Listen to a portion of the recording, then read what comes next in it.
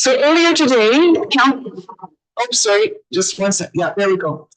So I'll just start again. Earlier today, council met in closed session and rose from this portion of the meeting at 9:31 a.m. I'm calling the regular meeting back to order now. During the closed session, council received an update on IT security and the proposed acquisition of land in Ward 4 and provided direction to staff. So the next item on our agenda is the Needham Municipal Drain Consideration Report. And Brandon Shopton from GM Blueprint will be presenting that report. The floor is yours when you're ready. I'm going to turn mine off, and then you have to push the button and it'll turn right near the top. Thank you.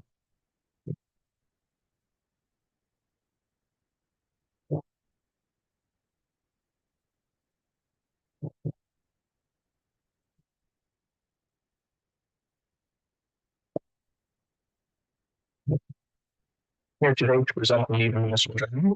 Needham Municipal Drain was in response to Section 78 request for improvement. The drain under the improvement is located west of Bryanston, north of Bryanston, and which is approximately 210 hectares. The open drain was constructed through a 1959 report. That's located from the bush on lot 10, concession 11, south of 12 Mile Road, to lot 10, concession 12, north of 12 Mile Road. The existing closed drain was constructed through a 1973 report. It's located from the open drain on lot 10, concession 12, west of Highbury Avenue, to the property line between lot 7 and lot 8, concession 12, east of Highbury Avenue. It's represented by the blue lines you can see on the map. Currently, 4 drains are drained into the Needham Municipal Drain, represented by the yellow lines. Those are Branch A of the Needham Municipal Drain, the Bryanston Drain, the Smith Drain, and the Williams Drain. At the on-site meeting and during the report, landowners expressed concerns of flooding and blowouts, specifically on properties east of Highbury Avenue. The proposed drain before you today is to bring them to today's design standard from those that were included in 1959 and 1970. The proposed drain consists of approximately 827 meters of reconstruction, including a new CSP road crossing of North Mile Road. The proposed drain also includes approximately 1,461 meters of closed drain, including Jack and Bear Road crossing, junction boxes, catch basins, and drainage pipe ranging from 525 millimeter diameter, it's 21 inch, to 825 millimeter, it's 33 inch. The total cost estimate of this drain is approximately $915,000. That can be broken down into approximately $61,000 in allowances, approximately $411,000 for drain costs, approximately $50,000 for the Highbury crossing, approximately $152,000 for the 12 Mile crossing. And utility costs, which includes coordination with Enbridge Gas and Enbridge is approximately $55,000. And the non-construction costs, which includes engineering, species at risk report, conservation authority fee, carrying costs, and then HST is approximately $177,000. This cost estimate was assessed to landowners within the watershed. Line on the drawing for you. The assessments were completed using the modified Tonjan method, which is a recognized method in the drainage industry to be a fair and equitable way of assessing cost to landowners. Not included in the assessment tables in the report is the agricultural properties eligible for 1/3 prevention grant, which would be applied for after construction when all costs are known. It's the summary of the report, and it could be taken questions. Okay, thank you, Mr. Shopton, for that report.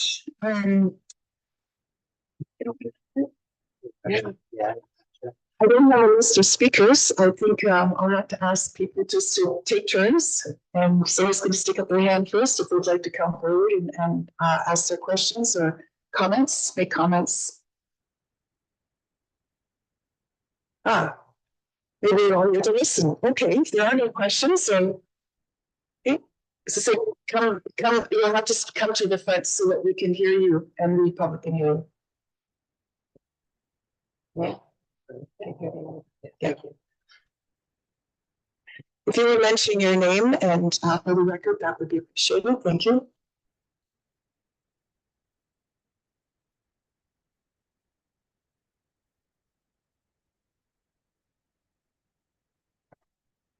Good morning, members of the council members. My name is Niels Gillis, speaking on behalf of Gillis Farms. And there are several issues that concern us regarding the proposed drainage project. After reading the engineering report on the leading drain, we feel strongly that the solution, the statements made by the developers and sorry, the statements made by our values and running and going after rains. We have flooded basements and backed up pipes. This isn't to say that their claims are invalid or shouldn't be repaired. However, again, the solution is bigger than the problem, especially when you consider the price tag attached to the proposed solution.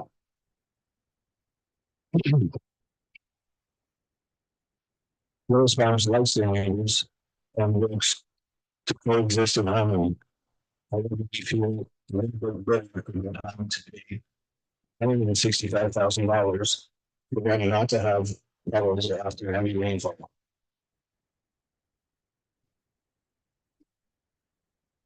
A large part of the proposed project takes place on our field, affecting outcrop yields, soil conditions, and private tile for years to come.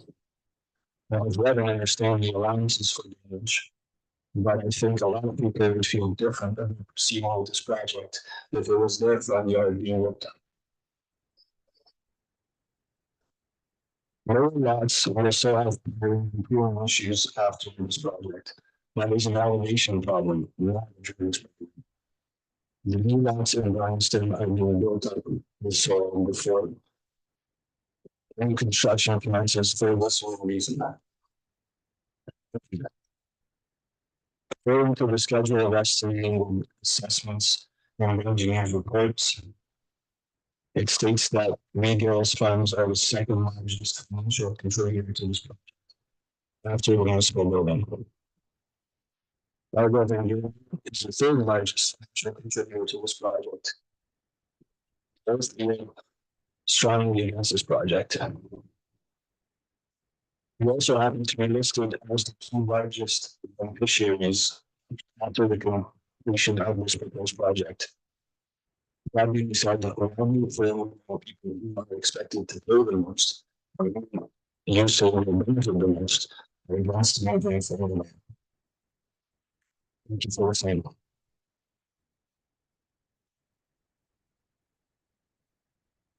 Mr. Other speaker.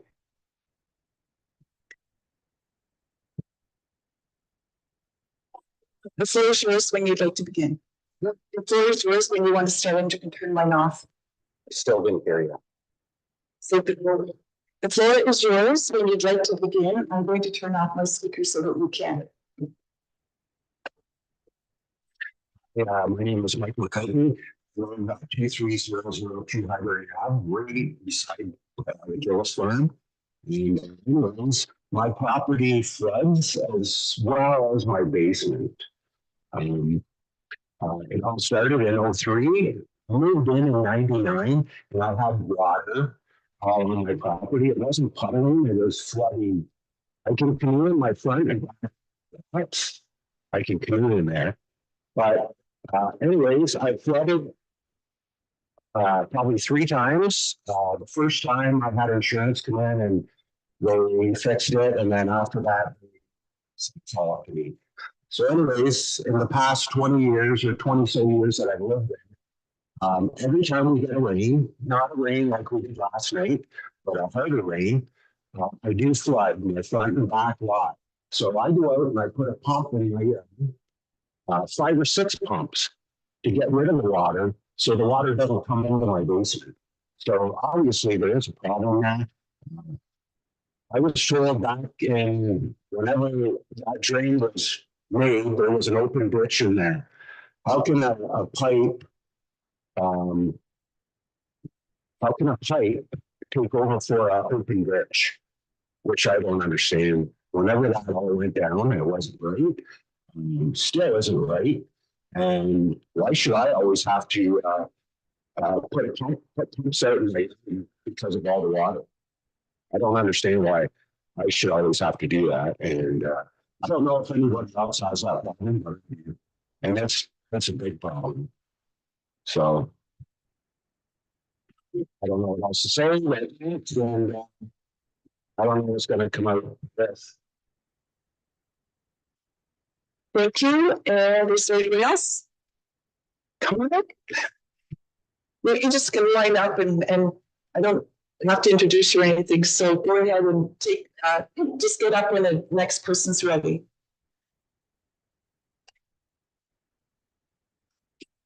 Good morning, everybody. So my name is Maria Rapp. I do not own a property. My brother does on Brookwood Farms. But as an outside looker and listener, I came to realize after I heard the project and the flooded properties and all those kind of things, but every time after it rained, I drove highway and I looked. Yes, a rain causes water, and if it's lots of water, understandably, certain things cannot swallow it. But I wonder, and maybe hopefully it was done, but I said to my brother, I'm just gonna ask. Maybe this sounds like a stupid question, but I have to ask. Because if you drive highway after a rain, and you look, if you go from the north to the south, and you look to the east, the water is always standing in there, like basically on one of the Gillis farms. But then over at the Van Galen farm, there's nothing. So is it possible that it's maybe just the drain that goes underneath Highbury that's blocked or too small? Maybe that would be just a simple solution to the problem. Instead, ripping lots and lots and lots of stuff apart. Anyway, that's all I wanted to say. Thank you very much. Thank you. Next.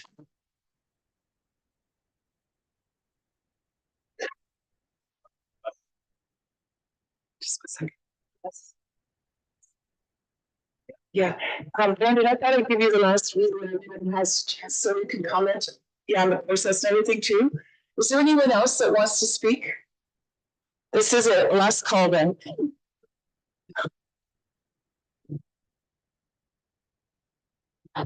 Don Foster, here representing Foster Farms, Rob Foster, and a number of company. We have about 4 or 5 different properties that are assessed to that drain.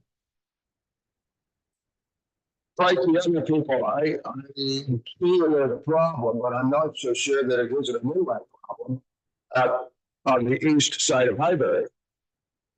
That if it was sufficiently at that point, our problems may be solved. I don't know the capacity of the drain under Highbury, and I don't know all the statistics, but when I see water ponding on one side of the road and not on the other, it's a matter of water not getting down into a pile to get to the side of Highbury. That's my first comment. Stating in the blue plan report here, each landowner whose property the drainage work is be constructed shall designate access to and from the working area at the time of construction, or upon failure to do so, the engineer or drainage superintendent, as the case may be, shall designate access. I guess I'd like a fuller explanation as to just what that means. Number allowances for existing drains. The proposed work does not involve incorporating any existing private drains into the Needham. As such, no allowances for existing drains may have been provided. Now, does that mean that we have tiles going into existing drains, and if they are destroyed in the construction of a new drain, that they are not going to be repaired.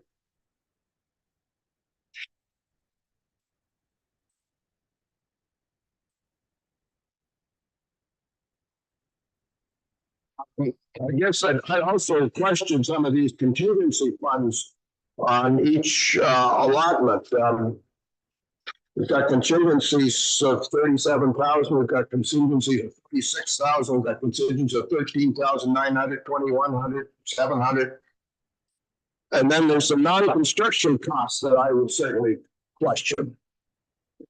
We've got 111,300 for an on-site meeting, a survey, plan, profile, and report. So we're getting charged by the engineer $111,000 for his portion of the work. And I'd like to also know what the Upper Thames River Conservation Authority is getting $1,000 to justify their $1,000 for their part of the process. Because I, as a landowner, I'm not getting any allowance for coming here. But it yet seems that the Upper Thames, every time we turn around, they've got their nose into a drain that we want to propose or fix or something or other, and they're wanting $1,000 for their input into this drain. So those are my questions, my comments, and I hope that council and the engineer can enlighten me on them. Thank you.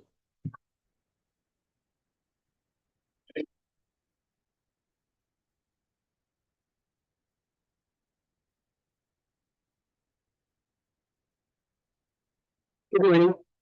My name is Sherlyn Belair. My husband Frank and I are here today. We live in the Laurentine house, which this drain I think is named after, which is the house on the far end of the map there.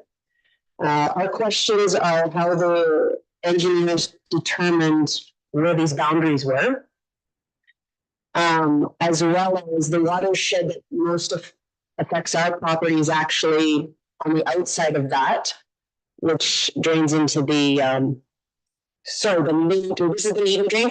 Our property watershed drains into the Laurentine drain. We just want to say that we support our farmers, including the Fosters and the Garrises, because they feed us. And we think that maybe this is project's a little bit premature. We also understand our neighbors have water issues, and perhaps we need to go back to the drawing board and take a look at maybe some repairs maybe that could be done instead of a full out project like this that's costing all of us a lot of money at a time when money is scarce in this country. Thank you for your time.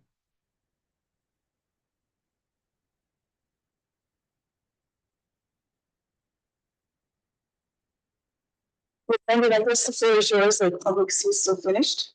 So. Okay, I'll repeat. If there are people who'd like to speak, if you just come up and take a place where the person is done, and we can get everyone done before we move to the next step. Hi, my name is Barbara van Galen. I just have some remarks. If this project continues, first of all, I want to know how the benefit factor was calculated, which formula is used, and which numbers were used. And then I have a question: if the project is going to move forward, my land is divided in split in two. So I want to see it written down that machinery can access all parts of the field, because if they rip out from left to right, they cannot access the north side. There's no way to access it. So there should be done in sections. And I also agree that I think it can be done with a smaller project than this. And I don't see why I benefit the most if there's no water on my field.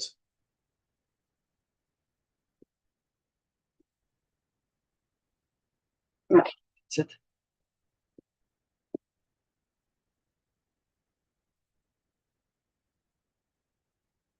Okay, and if you would want to address the questions that you want to address, I will do the process as it proceeds from here.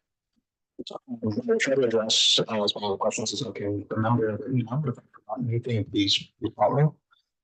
With respect to the drain stopping out review, we have reviewed the capacity of the existing drain complete compared to today's standard. The current drain, assuming it's in perfect condition, has approximately 25 to 55% of to the standard by today's capacity. So even if we were to repair any type of review, the drain downstream may be working fine now. But once you try to put more water through that drain, there will be issues that we may encounter down there, and it would be undersized to the standard.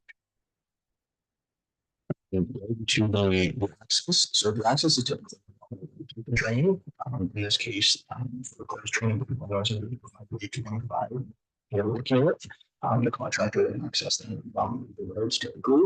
The drain. So otherwise we make something different than that. They can designate it to us. That's how the contractors would typically access. With respect to the existing drains, there's no proposed existing drains that would be incorporated as a use. That's what that section is for. If new private drains are encountered during construction, those drains are hooked up to the new municipal drains. We're not going to cut off any.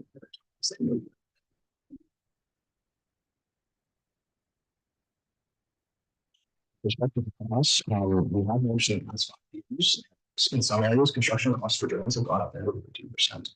So we recognize this is a significant drain cost. This is based on local tender basis that we have seen recently, and we think it's an accurate representation of the cost of this drain.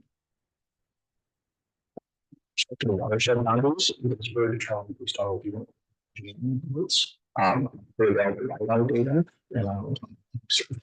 with respect to the Livingston drain watershed boundary on the right of the page, that was based on the Road report that Congress Council previously, the watershed boundary on that page matches the watershed boundary.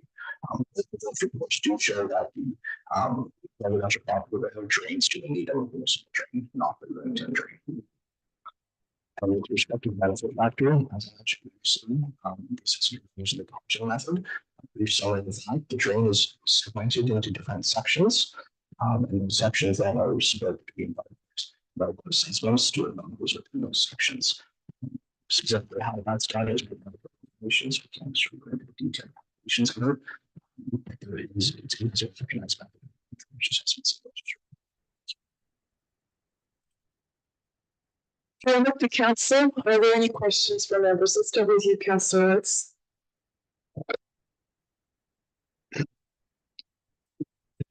Excuse me. Madam Mayor, to Brandon, I have a question on Smith's drain. It says there's 1,800 feet of 6 to 12 inch diameter field tile corrugated metal pipe. And there's 246 feet of 6 to 8 inch diameter concrete sewer pipe. So I was wondering where this concrete sewer pipe is. I thought it might go over the pipeline, but that doesn't make sense if it's smaller than the rest of the field. So I was wondering if somebody could tell me where it is. That's my first question. I agree with you that typically it's your concrete to help need to drain. If there's a reason for the sizing, I don't have in front of me, but we can certainly get you that information. We provide the information on the Smith drain warrants to show drains within the watershed. We would use this need and drains networks, but we're not specifically doing any Smith drain. Could also be a case where there's no one system on the Smith drain and underneath the pipeline for redundancy purposes. So 2 8-inch drains could be the capacity of one 12-inch drain, but again, I'm not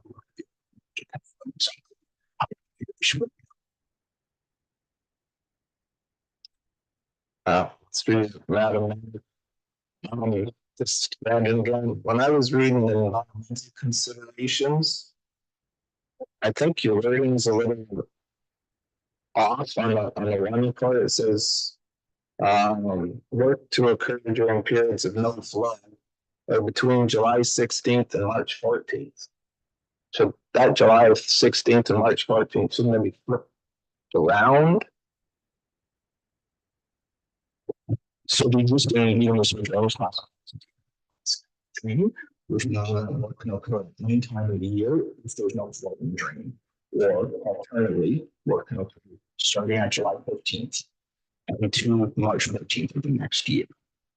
Oh, okay. So so the no water timing between March 15th and July 15th of the year.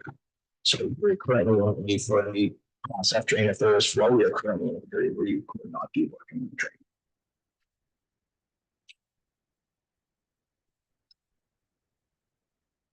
I think I have really helpful to.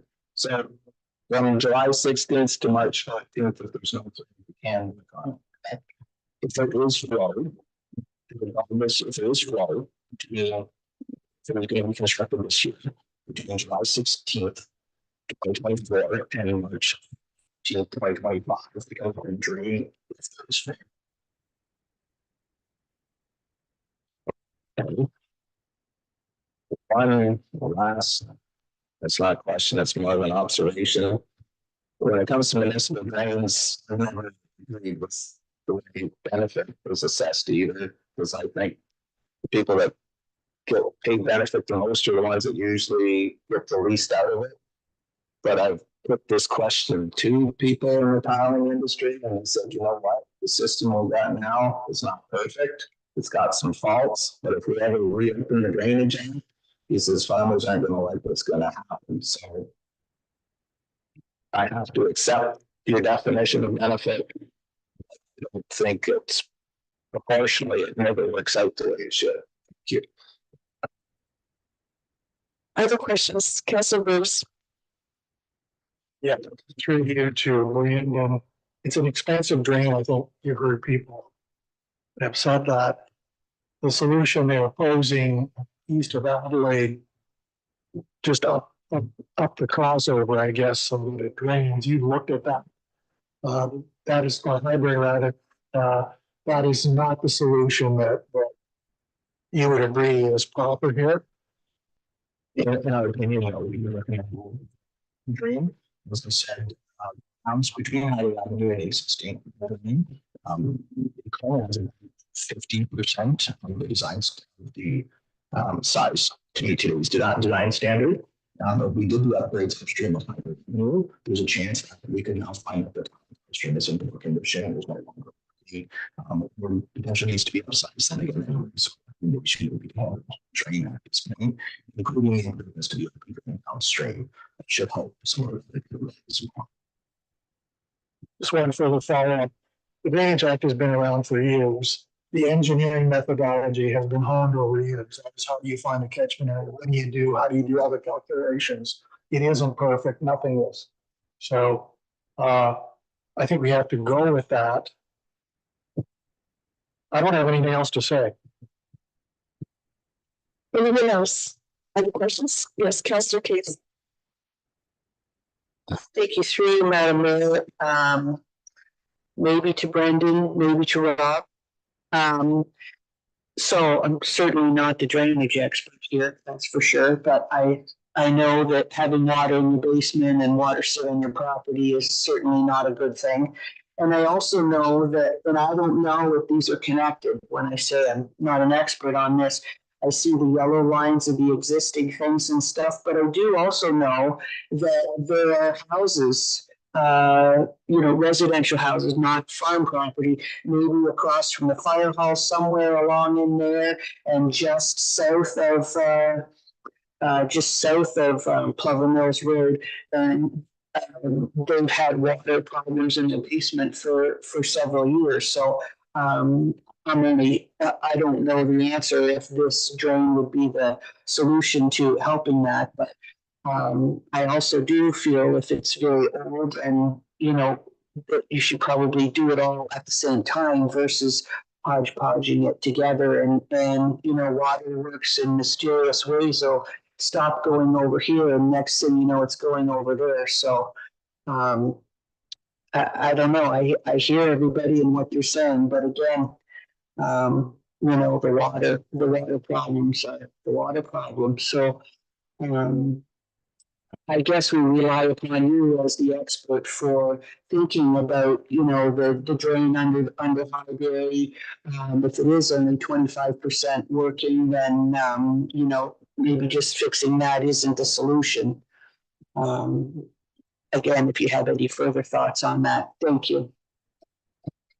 So, with respect to the emphasis the drain provides a conduit for the water to get. This would be an improved drain. See if design on a specific issue, we couldn't do it on work on their property to bring it to the main drain, which would then.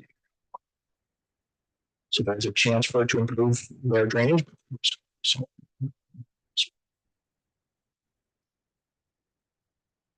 Brennan? I just want to clarify that you may not be any other municipal drains going over this, but there are a lot of private tile that farmers have tiled their farms. And I just want to make sure this municipal drain will be low enough that these farm tile can get into that drain. There's no point in putting this drain in if it's above the land tile. So we've got to make sure that all the systematic tiling that the farmers have done can get into this drain. And I just want to make sure that happens. yeah, so we would actually go to see the existing drain and we'll talk about it sort of and the measurements on it. We confirm that for the length of the drain, our proposed drain is deeper than the existing drain. So if there's any existing private tiles that can connect to the existing drain, we also connect to this drain.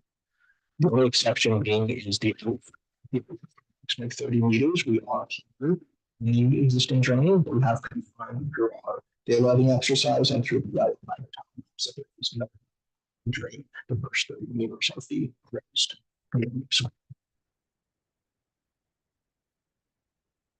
Is there anyone else? Okay, well, thank you, Brandon, for filling the comments, and thank you to all the attendees for their comments. We do have a motion before us, council, and that is that the council for the municipality of Middlesex Centre receives the municipal drain report from GMP plan dated January 2024 and authorizes the project to move forward to proceed, and that the court of revision will meet on May 15th, 2024, and further that Councillor Arts, Councillor Shipley, Deputy Mayor Brennan be appointed to sit as members of the Court of Revision, with Deputy Mayor Brennan being the chair. We have a mover, please, and a second. Councillor Arts and Councillor Heffernan. Call the vote. All in favor? And that is carried. Okay, thank you. And we'll see you at the next meeting in the public the Court of Revision. Moving on now to the adoption of the minutes. The motion is that the minutes of the Middlesex Centre Council meetings held on March 20th, 2024 be adopted as printed. A mover, please, and a seconder. Councillor Cates, Councillor Burrs, all in favor? And that is carried. Okay, the next item up for consideration is the consent agenda. I'll get the motion tabled, and the motion that is before you is that items 8.1 through 8.3 listed under the heading of the consent agenda for April 2024 be adopted as recommended. Will please in a second, Councillor Burrs and Councillor Shipley. Are there any questions, comments? Yes, Councillor Arts. Through you, Madam Mayor, this is on 8.3, the lenders municipal drain branch. And when you go to the map that's provided, when they put that new branch in a year or two ago, actually where it hits the ditch is a different spot. An old fence line to get more grade. So the drain is correct, but the map needs updating. Thank you for your comments. Is there anything else here you would like to speak to or comment on? I don't see any hands. In that case, I'll call the vote. All in favor? No one's opposed. And we'll move on now. Oh, sorry. We'll move on now to 9.1, which is the staff report. This chief administrative officer is going to update us with respect to grant funding for Elderton Arena and the next steps. The floor is yours, sir. Thank you, Madam Mayor, and through the chair to members of council. For providing a report, I'm going to hand it over to Scott Mears, our Director of Community and Facility Services, but just to lay a little bit of the background work and groundwork. This report is important for us to present to you. Enough time has passed in the sense that staff have been very observant and proactive when it comes to looking for grant opportunities for investing in the Elderton Arena. We've tried not once, twice, but 3 times now for a federal grant where an opportunity has presented itself. The first 2 times were for a larger grant, meaning for a new arena build. And the third information that's appended to your report is information that's back from the government that speaks to the review of the grant that we put in for a $4 million build, which was for the intent to build and put new life into the arena with respect to accessibility improvements, new facade, and mechanical. It was a little disappointing to receive that grant from the government, the news. The mayor and myself met with the local MP and shared our disappointment with that news. So at this point in time, we do feel that it is rests upon ourselves to move forward, to invest in our assets. And we think that by doing this investment into the Elderton Arena will prolong the lifeline of the asset itself in the arena for people's enjoyment. Scott has done a thorough review and analysis of what the works would entail. So I'll hand it over to Scott in terms of what he foresees as construction, the timelines, and we would like to see this thing happen within this term of council. But I'll hand it over to Scott for more detailed analysis. Yeah, thanks, Michael. So what Justin and I have gone through this, and really a lot of this work was already completed as part of the GICB grant. So the initial $4 million that we were requesting through that grant. We were able with that grant, there was a heavy emphasis on green energy within that. So there was a number of targets, carbon reduction targets that we needed to meet. That we were for this project, we were able to a little bit that weren't needed. So what we decided to do, as indicated in the report, we broken the project into 4 main categories. First one being the upgrade to the the upgrade to the refrigeration plant and the electrical system. If anyone's seen the electrical in the back, it's original. Most of it's original to the building, so we will be looking to upgrade all of that infrastructure. Already there is some work being done this year already. So with the cooling tower and the chiller being replaced, so a number of the key components are in motion, and those are being done now just because of legislative requirements through the TSSA. We've worked really closely with Simcoe provider on this. Company supplied this through the LES Canoe program. So we worked really closely in finding the scope of work that's required there. And so we're estimating $1.3 million for that. Category 2 is the improved player safety, and that's the replacement of the birds and grass system around the rink. It's an oddball shape. It's not a typical NHL size rink. We can't do that here without basically starting new. So there will be a custom build that needs to happen here. This will also that price of $385,000 also includes the lobby integration. It's really in need of repairing. So that will be that includes that integration. So the board system and then the viewing area from the lobby side. We know that about $154,000 liquid of the spectator area.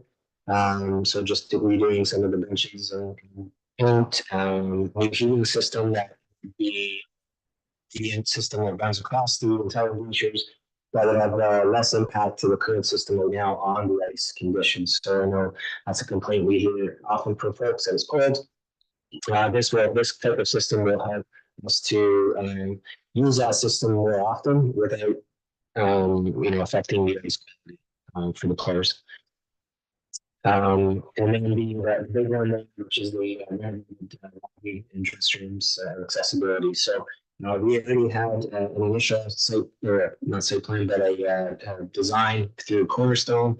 They assisted us with a high level kind of design for our grant application, and so we are might be some tweaks with that.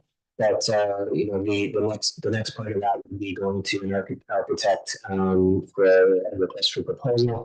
We're estimating that at 8% of the project costs.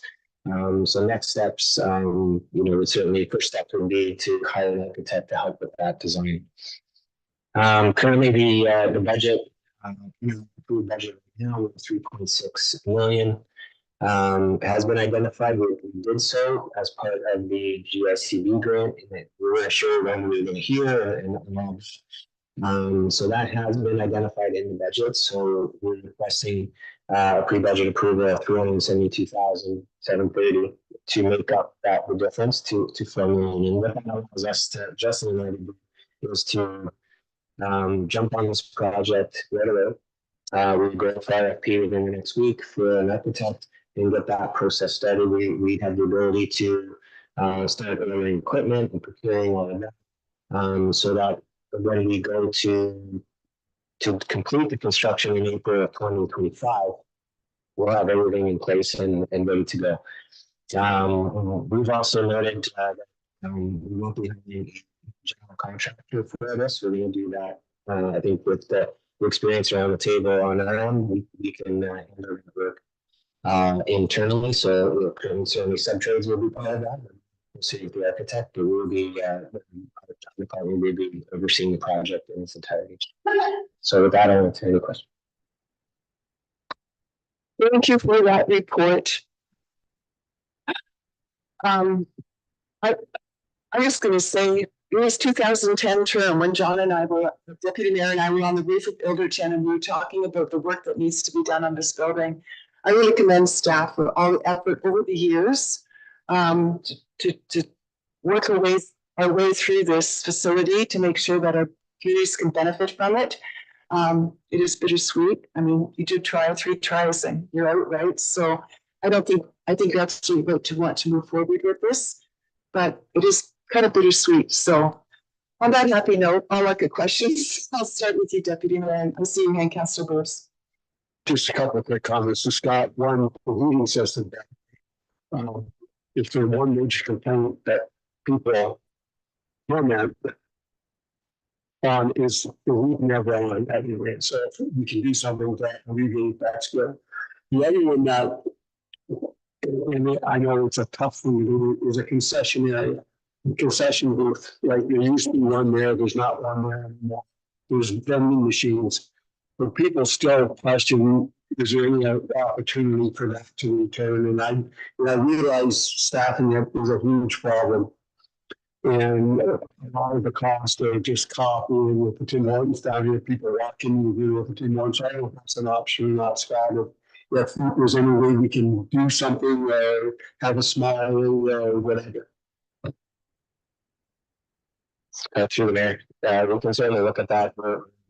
Obviously, when we get into that phase of the design, we're going to be engaging similar to what we've done in other projects. We'll put together a building committee and we'll try and work together and engage. We know concession it's a bit of a loss leader, especially in Edmonton. So I think it's upon council to decide if that's an avenue we want to go with. We've reached out to third parties to oversee that. It's been proven to be successful with the Chemical Optimist. We've asked Edmonton Microhockey if that's something they wanted to take on as a fundraiser as well. So there may be some potential for that to revisit that. Now's the opportunity to do that. Yeah. Through you, Madam Mayor, to Scott. I'm just looking at the Infrastructure Canada letter, Scott. And it says the specific reason for our final decision is your application did not provide sufficient evidence that you consulted climate team and or identify potential climate risk and mitigation measures for the project. The first comment I think is, I don't know what they're expecting us to do with climate data, but we'll need to assess how much pollution we're emitting and then the oldest save. And then how would you prove that? You have to hire an engineering firm at such and such a cost to do it. Did they have any conversation with you as to that's what they're expecting or?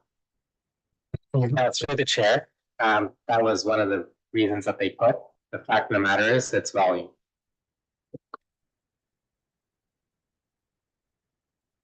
No, through the chair, it's just applications and queue and money. You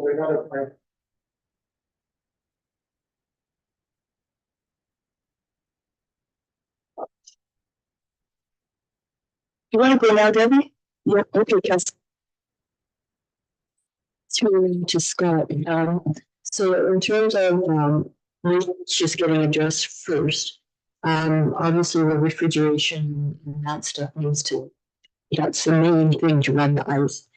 Now the spectator, I echo what John says, everybody complains how cold they are, except for me, because I just wear extra stuff.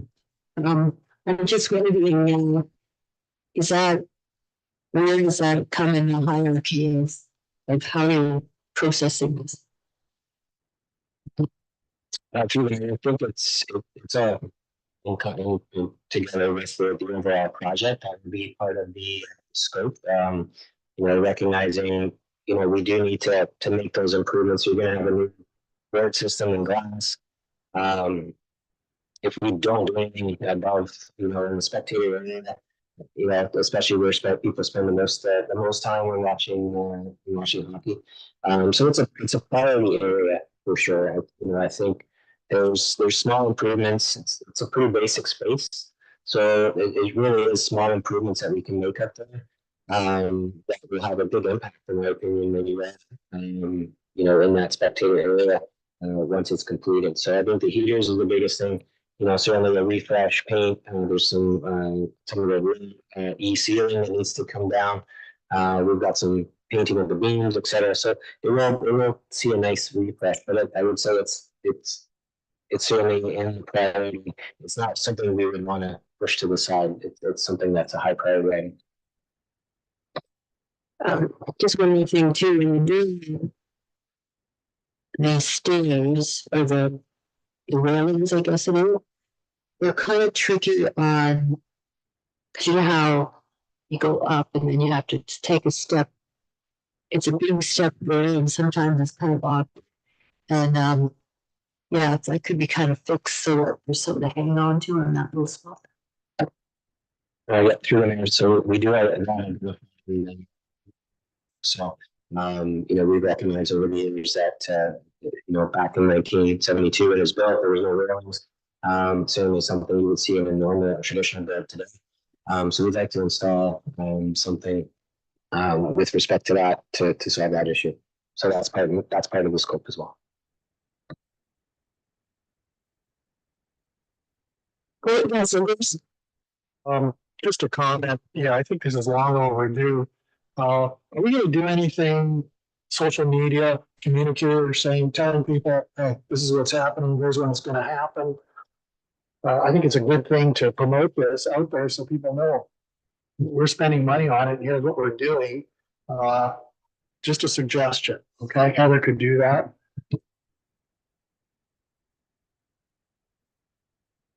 Yeah, for sure. We'll develop a webpage that provides a project overview with the project history of what's happening. So we'll definitely be celebrating this project ourselves. I think there's going to be input too, that whole psychology input. So I think we'll get out that it's needed as well.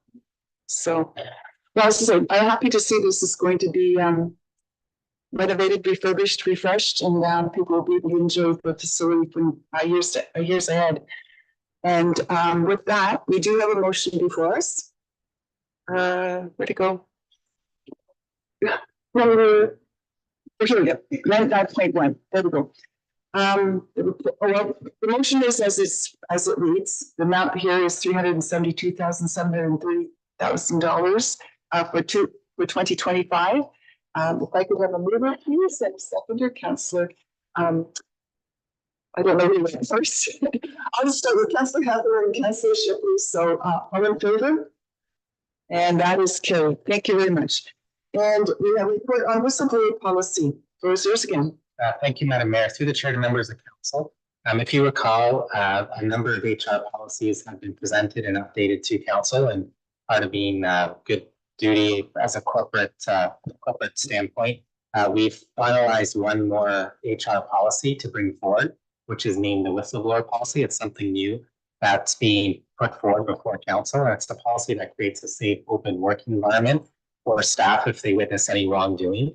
As you can see by the appended policy, what we've done is we've reached out to our integrity commissioner, who has offered to they've reviewed this, and they've also offered to be the recipient based on the process itself. And it's a twofold process. Firstly, informally, if something is seen from a staff member, they can bring that matter forward to their manager or director or to myself, and we will deal with it informally with the individual.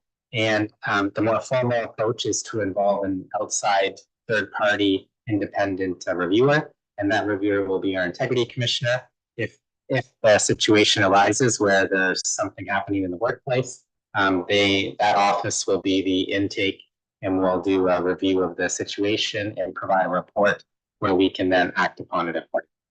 So this is just, I hope, one of the final HR policies. We've done a really good job making sure all of our policies are updated per council term, and this is one of the final ones. Pending council approval, staff will be, this will be added to the number of policies that staff need to acknowledge and review. I'm happy to answer any questions. Okay, so there is a motion before us. I'd like to table that report CAO 11/2024 regarding the whistleblower policy be received, and that the whistleblower policy appended to the report CAO 11/2024 be adopted. Moving a second here, Councillor Bruce, Councillor Cates, thank you. All in favor? Oh, no, wait. Discussion. Yes, go ahead, Deputy Mayor.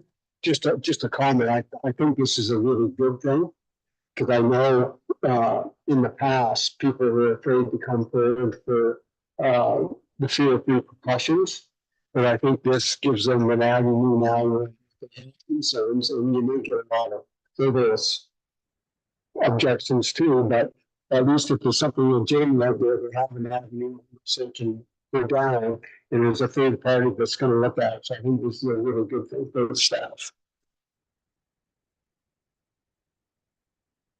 Okay, seeing now, I'll call the vote then. All in favor?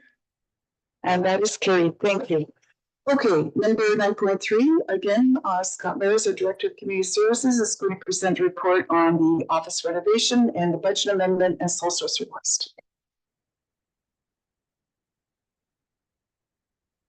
Thank you, Mayor. So just bringing up my report, I have to go in through East Code here.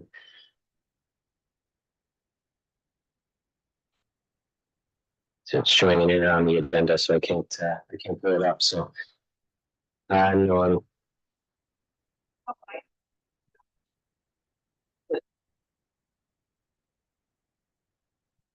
I can talk to it. That's fine. I think they're not pretty intimate. So what we're requesting here, as we toured council around a few weeks ago, as noted in the tour, certainly, you know, that's such a large renovation project happening in the current office, and the new additions happening that's not included in the original scope. So looking at looking at the project and its entirety, we think that's advantageous for us to complete that project at the end of the quarter as well. So we did request for a quote from Tradition for that to be completed. Scope of work would include new lighting, would match the new lighting happening elsewhere. The ceiling tile would remain there and in perfectly good shape. The mechanical HVAC remains. We're looking at paint, carpet, and new cubicle system, 38 cubicles around that hallway. So we feel that would, be kind of stepping back in time. If we didn't do that, we'd be kind of stepping back into the meetings. If we were to do that hallway. So we have requesting for that to be added to the scope. Also looking to for a single source request for two companies there. One being Media Multicom, They predominantly deal with the county and council chambers. They were a big part in helping us assess what would be needed in the new council chambers from AV, mics, accessibility, all that good stuff. So requesting that they be noted as the approved vendor for that portion of the project, as well as security concepts. That's the security concepts. We've done a lot of work in recent years, fitting our buildings with the key fob system, alarm systems.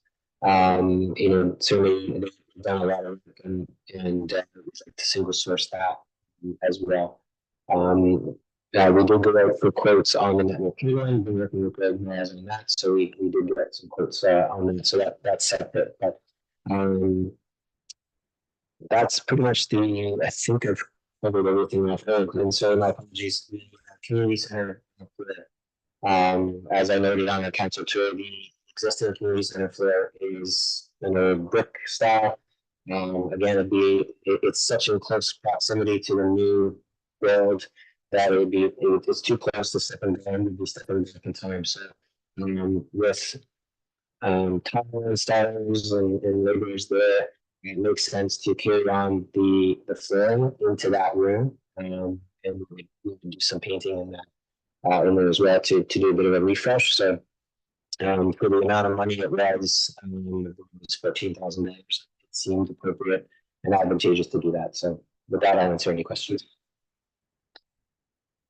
Okay, thank you for that report. Let's table the motion, and it is that report CMS 02/2024 regarding the municipal office renovation, budget amendment, and single source request be received, and that the renovation construction budget be amended to add capital costs required to renovate the back hallway and offices and to upgrade the flooring in the community center meeting room in the amount of $200,000 to be funded from the municipal office build reserve fund. And further, that the single source request for multi-com and security concepts be approved. If I have a mover, please, Deputy Mayor Brennan. Thank you. Councillor Cates, seconding. Oh, wait. I keep jumping ahead again. Comments, questions, Scott? Start with you, Councillor Cates. Thank you through, Madam Mayor Scott. I think that it's all good and positive, and I totally agree on the back into the 80s. Welcome to our new community center, or our new building. You just excuse the brick flooring there. I think that also in the bottom of your report there, it says there's been a good amount of interest that's been earned as well, and that'll offset this as well. So anyways, good job. I'm all in favor. Anyone else, comments, questions?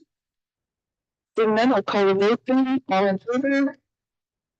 And that is carried. Thank you very much. Okay, and the final report today is S allocation policy, and that is yours again, Scott. Through the mayor, sorry, I'm having an issue with that one as well. So I will go with her, so I'll speak to it.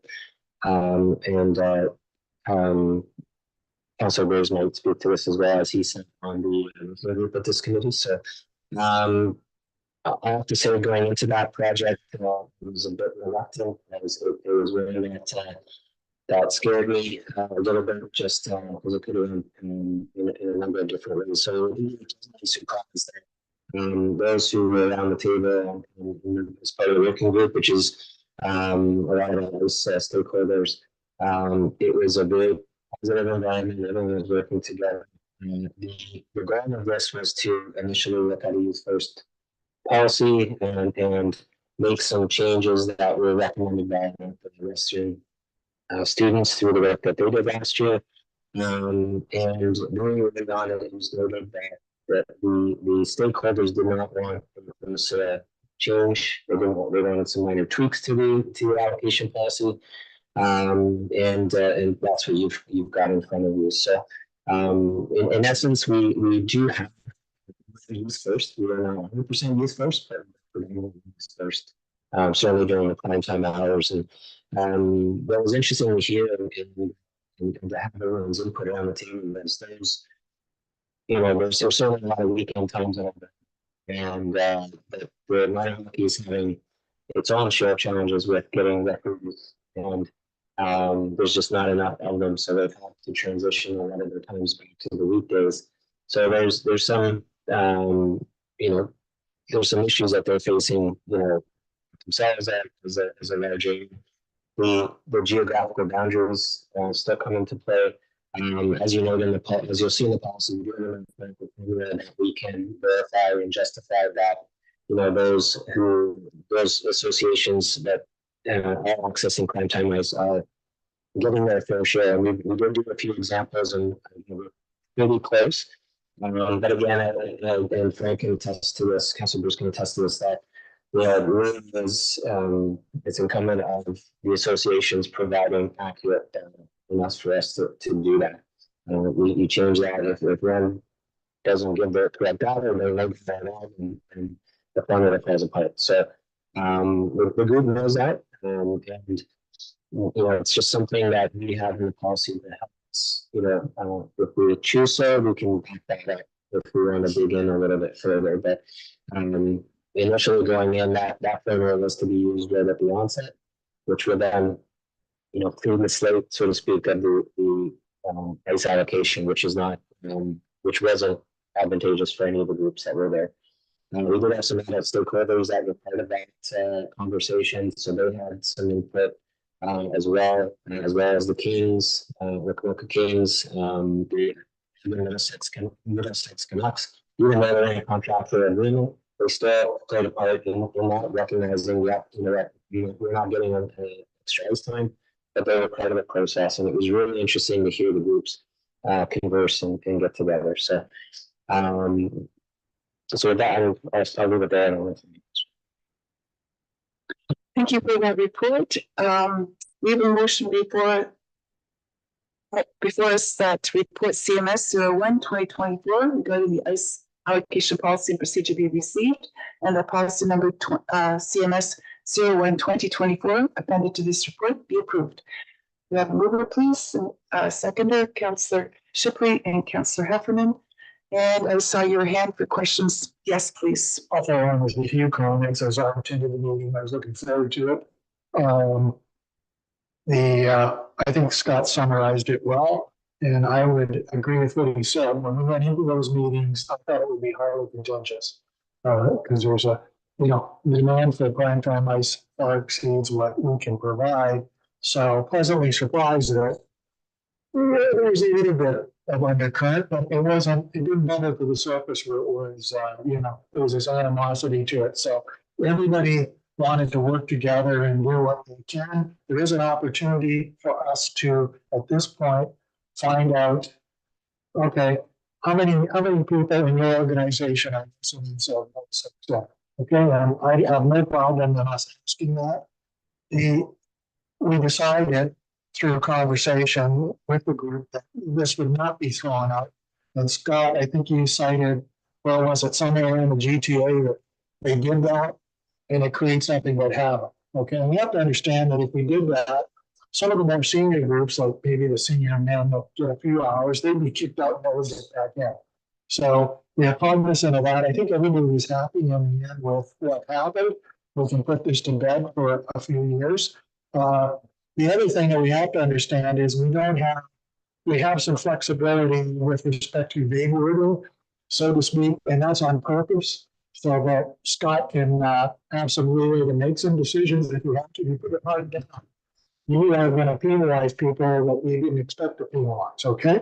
So we have to bear that in mind, but I think we're okay for the moment, and if the new arena goes in, I'm sure it will, I hope it does, on Gideon Avenue in Delaware, we will probably go out there and seek to rent ice and bring it into our pool of ice, and we will then have opportunity to give ice out to people that they want. It seems like the road is going the way Scott says.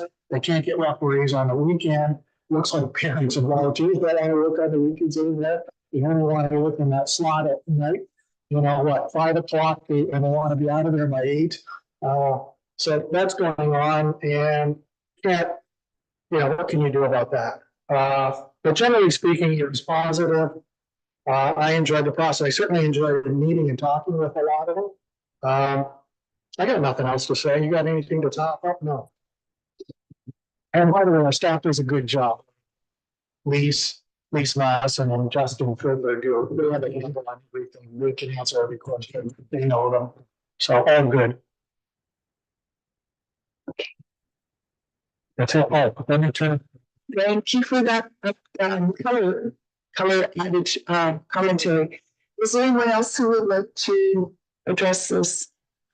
Well, I'll just add my thanks and congratulations. I know this is something that we've talked about for a while. It does take a lot of work and, sounds to me like it's a fair, unbiased, data-driven pursuit, process. So it'll be a good basis on which to move forward. So, and we're focusing on our community, so it ticks all the boxes for me too.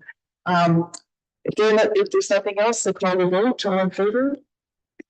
And I was carried. Thank you very much, Scott. There's no notice of motion today. We have correspondence items. Let's put that on the table. The motion is that Council for the Municipality of Middlesex Centre receives correspondence items 11.1 through 11.6 as listed on April 3rd, 2024 agenda as information. Councillor Arts, thank you, and Councillor Bruce, seconding. Is there any comment, question, or anybody want to speak to one of these items? Okay, if there's nothing on that, so I'll call the vote. All in favor? And that is received. Thank you very much. I'll now look to Deputy Mayor Brennan to update us on what happened at County. Thank you, Madam Mayor. We talked about the bus routes, the two bus routes, existing bus routes in the county from Lucan through down to London, and then the Woodstock, Leadership, and Dorchester run. When this started back in 2020, the first year they had about 38 people ride these routes. We have a new route, it just happened. But in 2023, there was 3,848 people have taken the buses. So it's a huge increase, and it is working. And as we continue to add a third route, hopefully that will help people also. And I think it's important that we have these, especially with if we see apartment buildings start being built. I think that will increase the ridership on these bus routes, because a lot of people don't have cars that want to live in an apartment. So I think that's a good thing. Social services update, the number of new immigrants, there's approximately 200 new settled in Middlesex Center. Strathroy had 239. That's where the bulk of the new immigrants have settled. So that's a good thing. In 2023, social services saw 4.1 PA members per case coming to them. 8.1% fewer cases per month, and 18% of the clients had some sort of appointment at any given time, and monthly earnings were at about $462. 2023 assistant and funerals cost the county $63,981. That's for a funeral, there's maybe no one to look after the cost, and the municipality has to chip in and do that. How many? No, didn't say how many. Middlesex Economic Development Corporation, Middlesex County Commercial Industrial percentages are low in the overall tax base. So that's something that is going to be worked on. We had a planning application of condominiums in Thames Center, which passed. A quality improvement plan for Strathmore Lodge, as required by the province, was looked after. And safety requirements for falls and nurse practitioners that can do stitches are within the community center Strathmore Lodge. They can now do that. The tax rate settled at 2.93%. That was due to the $1 million we had from it was from the Yeah, well, there was some money came back from the previous budget, it was like 1.2 million, and plus the roads, didn't use it, the budget for that was a problem. So the final 2023 tax ratio for the county is coming in at 2.93, which is a good news. Just that 53% of that is residential, 39% farm, 4% commercial, so 1% industrial, and all others are 3%. So we procurement of goods and services, we up limits somewhat as the current standards of getting funds are there. And we talked briefly about the new building going in at the Indian Center, and it's proceeding. And if you saw the news of it, the rain was on, making comments through the press about it, and it's very should be very visible from the wall. Thank you. Anything you want to ask of that? No? Okay, thank you for the update, Deputy Mayor. It's also the first meeting of the month, so I'm supposed to give you my update on what I did. So in March, there's a lot going on. I started off on the first Sunday of the month with Melbourne Historical Society in their celebration of Battle of Longwoods. It is really well attended. It's a big event. Police shut down the road virtually to one lane, and everyone, there's a whole, I haven't been to one before, but it's really quite a big service that they have there. And then on Tuesday after that, I visited with Mayor Preston with respect to County Connects, which is the bus service that the deputy just mentioned. The third route is being launched, and that is the one that's going to join the east side of the county, that is Town Center side, down through to the industrial park, and then on to St. Thomas, which will become a bigger industrial area in the near future. And the bus route will terminate at their terminal, and then people can take buses from their community into that terminal as well. And then the next day on Thursday, we had the Regional Water Board meeting, and on Friday, I went to the Women's Day event in Lucan, and which was hosted by our CFDC office here in Alderton. And it was a really good program, I thought. Well done. And then on Tuesday, we had County Council. That was on the 12th of March. And then on the 16th, on Saturday, I joined Mayor Clark in Adelaide Metcalf. They received Trillium Foundation funding for lights in the Kerwood Park, and Mr. Lumsden was visiting. So there was ribbon cutting for that. And then Sunday, I went past Parade and Raycraft is a part of the Irish Benevolent Society, and so attended the St. Patrick's Day luncheon in London with the former mayor, former warden and deputy, past warden. I keep saying deputy, I'm looking at you. Past warden Raycraft. So it was music and traditional dancing, and it was a good event too. And then after that, on the Tuesday, Macmillan and most of the library board, and yes, there were a bunch of people at River Heights to open up the Early On Center, which is the child learning education service that is offered through the county. And that was a long-awaited opening because our funding, the facility was getting built, but there was no operational money. So it was really, really good to see that it's running full steam ahead, and there's lots of kids there. And it's really, really nice building facility itself. And let me think what it was next. Oh, Board of Health, right after that, there's a Board of Health. Annually, there's a sort of a social so that staff can meet with the board members. And then on Thursday and Friday, I was in Toronto for any board meetings. We have the executive committee hall and all of the caucus meetings. And then on Tuesday, we had Middlesex Library before the County Council. And then on the 30th, that is this Saturday, started my day in Coldstream, paid my toll, made my way to Ilderton, and met with the Easter Bunny and the kids checking out the eggs in the field. And then I was able to say hello to our fire team, the team that was collecting boot tolls at the intersection in Ilderton.